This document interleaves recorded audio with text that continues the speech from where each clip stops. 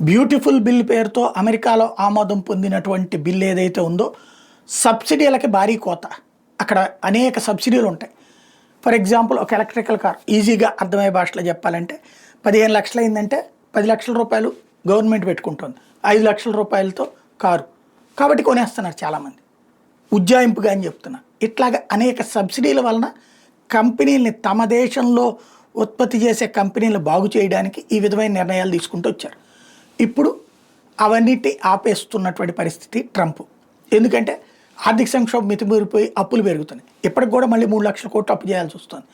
అటు పక్కన అప్పు చేస్తూనే ఖర్చు తగ్గించుకోవడం కోసం అని చెప్పేసి ఏదైతే ఎలన్ మాస్క్ ఇదివరకు తరిమేయమన్నాడు, ఇప్పుడు అదే తరిమేయడం ఎలన్ మాస్క్నే చేస్తాననేదే స్థితికి వచ్చినటువంటి పరిస్థితి. ఇప్పుడు ఎలన్ మాస్క్ ఏమంటున్నాడు, నేను పార్టీ పెడతానంటున్నాడు.